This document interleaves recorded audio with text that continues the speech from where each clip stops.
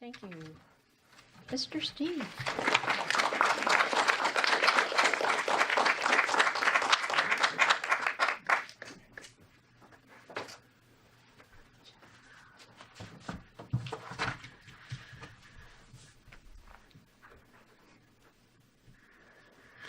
In the beginning, the cosmos, desiring to manifest itself, divided its nature into two complementary forces, the yin and the yang.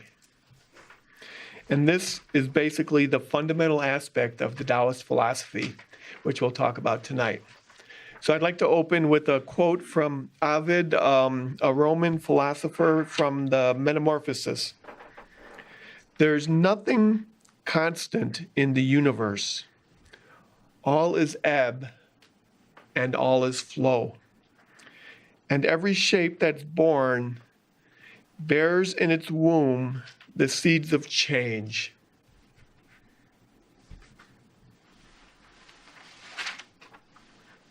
Thus, the symbol. So as I was preparing for this talk, I thought, well, it's pretty easy. Yin and yang, a little of this, a little of that. You got a balance, everything's good, right? Well, it started to turn into a bottomless pit, as I dug into it more and more. And, just because there's like 10,000 years of Chinese philosophy buried in the symbol, so what? So I'm going to try to finish before the moon meditation at 8 o'clock. So just bear with me. So anyway, first of all, let's talk about the meaning of the Yin and Yang symbol, which in Chinese is Tegitu. Tegitu, but that's kind of hard for us Westerners to understand, so we call it Yin and Yang symbol. But that's their name. So first of all, it's made up of black and white teardrops, and these represent the interaction of all things. It illustrates the cyclical nature as it flows. Notice the circle as it flows, and it represents that one energy transforms the other. So this energy and this energy kind of serve each other. The white circles and the black circles inside here mean that nothing is absolute. So in other words, in each opposing force, there's a small part of the other, which is kind of interesting. So in other words, if we want to call something good, that good within it begets evil or bad. In something white begets black. So this is a very interesting thought, and it's the constant changing of things that, so the only thing you can count on here is change. Or in every female, there's a little bit of male, and in every male, there's a little bit of female. The S-like curve divides it in half perfectly. It's a soft curve, and it's like the flowing. So what this means is that one force yields to the other force, and it's a constant flow back and forth between the two forces. As the yin swells, the yang retreats. And as the yang swells, the yin retreats. So can't really get the paper to turn around, but it looks really cool that the thing is rotating, because then it almost looks as you can see the interaction between the yin and the yang forces. So according to the Taoist principles, the forces of everything in the universe is in constant motion. So as this movement continues, each of the forces of energy, they gradually can change into each other. So they're going back and forth. This is the cycle of all energy. So the symbol, the two opposite energies create harmony and balance in the universe. And nothing can exist by itself. So you can't have one without the other. It couldn't happen. It has to be there. So the yin symbol is the yin-yang symbol. It's an excellent interpretation of life and how each action characteristic and aspect has an opposite and equal reaction. So in other words, the negative requires the positive, The male, the female, all of them go on, and they all require each other to exist. So when these opposing energies are working in unison, it dictates perfect balance. The yin yang symbol of equal halves, one dark and one light, but also opposing forces come together to create and generate energy. So this generates life, this symbol. So basically, what this is symbolic of, there's two laws of nature. The first law is the law of polar reversal. So what this means, in all things we see seeds of their opposites. In every human affair lies the seed of subtle but exacting change. The next law is the law of cycles. This law manifests in terms of cycles and rhythms. And so this would be the changing seasons. This would be the day goes into night, the night goes into day, the earth circles around the sun, the moon circles around the earth. So these are all cycles. We are born, we grow, we pass. These are all cycles of life. So that is the second law. So these are two laws. And so did you get the handouts? Oh, very good, very good. So we've got the hand in the handout that I passed out. We want to just take a look at the different things here. And so the yin represents the negative, the passive, the female, the receptive. It also represents devotion. So without devotion, devotion and creativity are opposites. Creativity is on the yang side. So to develop balance, it requires devotion. The yin is the dark, it's the night, it's cold, it's soft, it's wet, it's winter, it's the shadow. And it's the sun, and then just jump over to the other side, it's the father too. So it also symbolizes a hierarchy of power, like father and son type relationship. It's yielding, it's inward, it's down, it's nature, it's Mother Earth, it's the Pachamama, to step into my shaman side for a minute there. And so, first of all, as we read this, let's not, get lost in, the Western symbolism of dark, like black is bad, the bad guy always wears black, right? It's not really so in the Chinese tradition. In their tradition, it simply is the opposite. When you think about it, there's just to jump to a story, when the Christians came to, and conquistadors came to Peru, and they gave the shaman the Bible, and they said, "This is the word of the God. This is the word of God." The shaman put it up to his ear and said, "I don't hear anything," and threw it on the ground. Well, that didn't go over too well with the conquistadors. So they were killed, because in that culture, in this culture, down is not hell, right? Those of us who were raised in the Christian faith is, you're going to go to hell or you're going to go to heaven.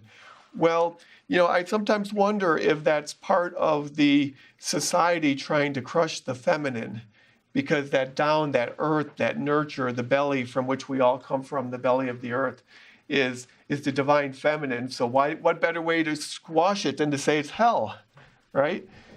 But I believe too that hell is a state of mind. So if you were to go there in just a normal state of mind, it would probably be hell. But if you went there in an advanced state of mind, it would be a beautiful paradise. So it is a state of mind. It really is. So the earth in itself is very beautiful. And in my shaman journeys, I've journeyed much to the underworld for a variety of people, and I see some stuff that is, there's stuff, which to each of us, our stuff is pretty nasty, right? You think about it and you go, ugh. But it's actually very beautiful. It's all part of this balance of nature. Like I used to work with an Asian friend of mine, and he would always say, "Life is pain." And then he'd start laughing. Like, what are you laughing about? That doesn't sound very funny to me. But it really is, because that's the Chinese philosophy, is that you take the good with the bad, and the pain is only the judgment of it as bad. So before we move on to a little bit more into that, let's talk a little bit about the yang now. So the yang is the positive, it's the active, it's the male, it's the creative, it's the light, it's the day, it's the heat, it's the hard, the dry, the summer, the sun, the father, firm, outward, up, and spirit. Now remember when I was talking about these that one cannot exist with the other, and when they go out of balance, that's not good, right? So we're not, and we're not talking about, a female body or female rights, even though that's important. That's not what this is about. This is about the balancing of the masculine and the feminine energy within each of us. And when we look at this, we have to look at it at several different levels. So one way to look at it is at the earthly level, or let's look at it within our body. Within our body, we want to develop the balance of the masculine and feminine. So if you look at, like, say, Jesus the Christ, the perfect example of someone who balanced the positive and the feminine. And what was a symbol of Jesus? The open heart, the yin, the power without action. We also see that, like in Gandhi, the perfect balance, the power without action. And these people could change the world without doing anything, really. They weren't up there on a pulpit beating their fists and raising their hands and raising armies. They just were. They just were in balance. They were themselves. And look at the power that they had. Very, very powerful. So if you, say you have yin energy. So yin is like, it's the intuitive aspect or it's a creative aspect. So if you have yin energy, you'd have all these great ideas. If you have too much yin energy, you'd be very inspired. You might be an artist. You might be a creative, person or something like that, very inward focused, but you wouldn't have any energy to do anything with it. If you're a yang focused person, you're going to have all this energy and motivation, but you're not going to have the brains to do anything with it. Everybody's smiling, not to mention any leaders. But we really have a very yang-focused society. Look at this. We take all these great inventions and these great things that people create, and usually the people that create them don't even know what they're going to be used for, and we turn them into weapons of war, or we turn them into ways that we can dominate someone else. Look at the stock market, right? Does anybody ever, if you ever look at the stock market, or if you work for a public company, what do they say? What have you done for me this quarter? Grow, grow, grow, grow, grow, right? Whereas that's not the cycle. The stock market needs to go like this. It needs to go up and down. And when it goes down, everybody panics. Oh my God, I just lost half my savings. But it's really the balance. That's the natural order of things. Everything is created and everything is destroyed. And the idea is to understand this, and everything also is in constant motion. So if we understand this, it can really help us in our lives to do better and to move through the world in a peaceful manner. So we're not really talking about dualism in a way. So some people say the yin and the yang are opposites. And then some say they're, what's the other? Complementary, thank you. They're complementary words. So, and they really are. It's not about, this and that, right and wrong, good and bad. It's about the whole. It's about the unit. And it's actually about a hierarchy in a way, because when you think about, the creative, the spirit, so we are of yin in that we came from the earth, right? And so the yin must follow the laws of the yang in order for it to work. Remember, the yang is the power, it's the force behind everything. And so if we must, if we now convert this into our, Western terms, we must follow the rules of God or of the universe or whatever, Hamid Bey calls them these laws. And when we don't follow the laws, when we perceive ourselves as separate from that universe, that is when we have problems. When we perceive ourselves as separate from the universe, that is when we have problems. That's when our yin and yang goes out of balance. So I talked about at different levels, right? So that's at a cosmic level. We are the yin of the cosmic force, the cosmic creator. And so it's up to us to follow the rules of that. When we don't, we go out of balance, and that's where evil comes in. If there is such a if there's such a thing as evil, so and you look at it and you bring it down to the societal level. There is a hierarchy because there's a leader. There's a leader in everything. There's a leader in the country. There's a leader in your state. There's a leader in your family. There's and then within your own body, you have a yin and a yang. And so these cycles, you can look at them at all these different levels to really look at it, to understand them and to explore and to go there. So next, I'd like to talk a little bit about take the yin and the yang into a little bit more detail, and this is in your chart. So within this, remember I was saying that this philosophy is based on motion. So I'm sure we've all heard, the elements of earth, air, water, fire, and these are elements that are there.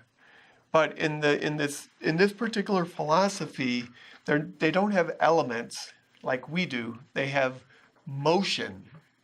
So they have cycles. So everything is in cycles where we may, the only thing that's even close might be fire. So it starts out on the bottom left here, and this is on your paper, with heaven. So heaven is yang.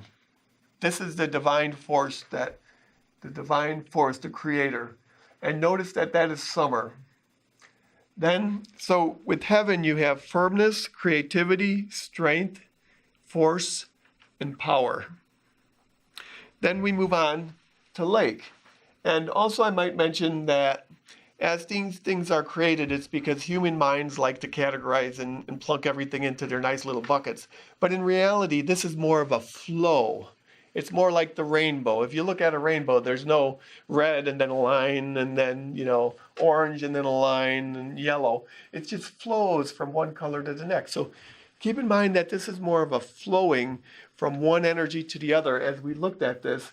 And as these things are constantly flowing in balance and rotating, as the yin and the yang go back and forth. So then we move to the second level, the second level of yang, which is openness, pleasure, satisfaction, excess. Moving on, we move to fire. This is illuminating, clarity, intelligence, dependence, attachment. And then the last in the yang family, as we're moving into the yin, so this would be still yang, but it's now got a lot more yin in it. So we're flowing, now we're changing, we're moving. And this is arousing, movement, activity. And negatively aspected, it could be shock or growth. So then we move into the yin category, and now we're moving into autumn. So another way to look at this is like as the day. The daytime is the yang, and then the yin is the nighttime. The nighttime is when we close up, we go inside, we curl up, and we go to sleep, and we go inside. The daytime, the yang time is when we're outside, when we're chatting, when we're moving around. So as we get into the yin, we first have wind. And with wind, you have gentle effects, small efforts, penetrating work. Moving on to water. Water is mysterious, profound, meaningful, dangerous, difficult. And then now you're moving more into the yin, and you have mountain. Mountain is still, resting, meditating. So you can see these words as we're going. We're moving from activity, force, power with the yang as we move into the yin, which is resting, meditation, tranquility. And then the earth, which is the full yin, is yielding, receptive, responsive, devoted, and submissive. So you see how we've come from this great act of creation down into this submissive, the yin and the yielding and the devotion. And so this is in the Chinese world, is to understand that this is what's going on in nature. And as we walk this path, that we can understand that, hey, not everything's great. Like the story of in the olden days, maybe a farmer and his son were working on the farm, and the son falls off the horse and breaks his leg, and everybody goes, "Oh, that's so terrible." And the farmer says, "Well, maybe yes and maybe no." And then a week later, the army comes by and they take all the young boys to war, and but they can't take the young boy because he's got a broken leg. So everybody says, "Oh, that's so great," and the farmer says, "Maybe yes, maybe no."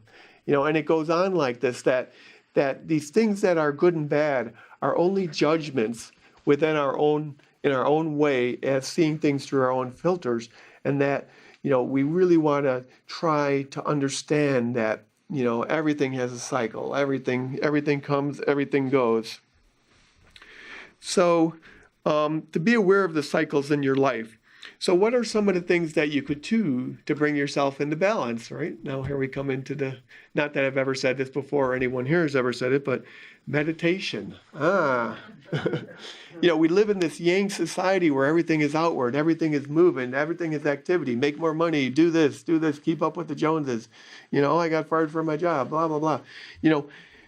We really don't spend enough time going inside to find that soft, quiet, still voice of the yin, which will then bring us into balance.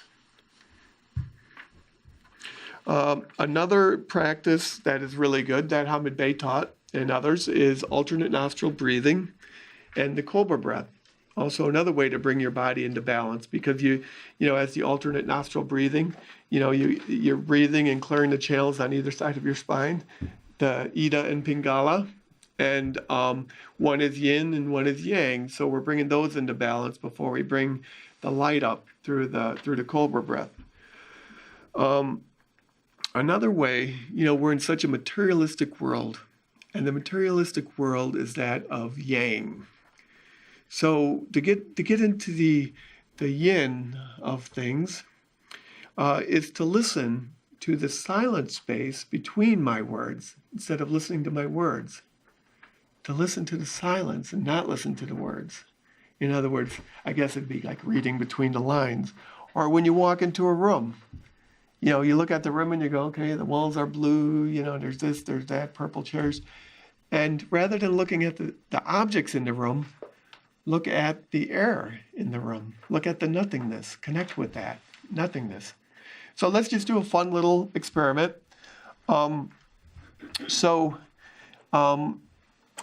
Just relax for a moment. Just close your eyes, everyone. And I'm going to ring these bells.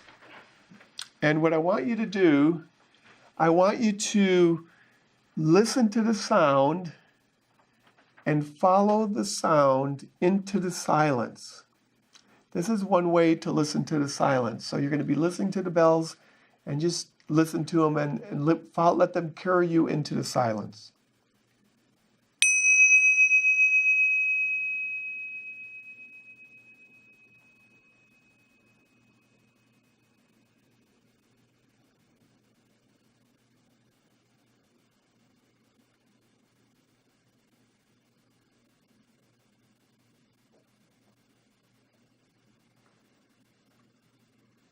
See how that worked?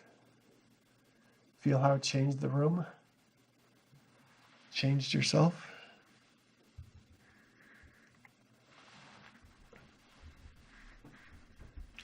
So another way is to just connect with the good old-fashioned Mother Earth. Go outside and give thanks and praise to the Mother Earth. Because we in ourselves have a relationship with her. There's that cycle, that balance of the earth. We give her our old air and she takes it and she converts it into oxygen. We're interacting. When we die, our body lays down in the earth and she takes it and mulches it back into life. And we can give her our emotions and our problems and she'll take those and mulch them back into balance and nature. So being out in nature is a great way to do things too.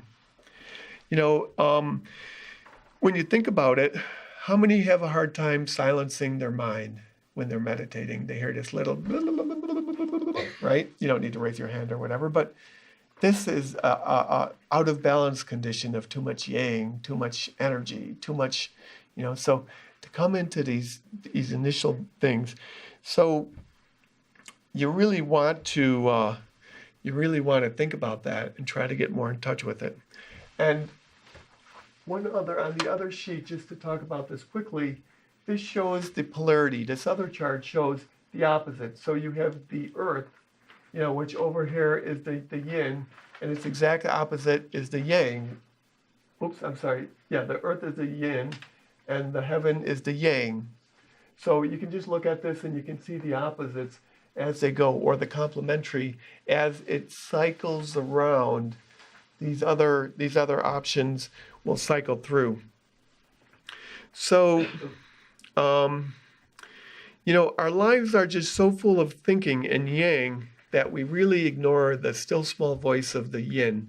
We really don't take that time to do it every day, where we can go into that yin space and find that balance in our life. And believe me, if you do it every morning, your days will be so much better if you walk into the world balance, because you will see things more objectively than rather just seeing the black and white and seeing what's going on in front of you. We talk about the rising of the divine feminine, and everybody's like, yeah, rah, rah, divine feminine. But this is the divine feminine. This is finding the balance between them. And it has nothing to do with the body, like I was saying. It has to do with an inner balance that we find within ourselves that balances that motivation to do something, and that motivation and that creativity, so that when we get this balance, then we can really move forward and do things in our life and be creative and happy and balanced. So if you're having a hard time coming to that place of peace and balance, then try something new.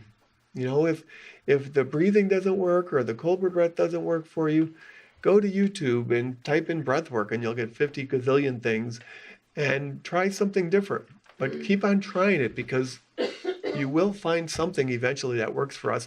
And we're all different. We're all different manifestations of this yin and yang. So I'd like to quote something from the Tao Te Ching. This is kind of interesting. So just listen and keep an open mind. When people see things as beautiful, ugliness is created. When people see things as good, evil is created. Being and non-being produce each other. Difficult and easy complement each other. Long and short define each other. High and low oppose each other. Fore and aft follow each other.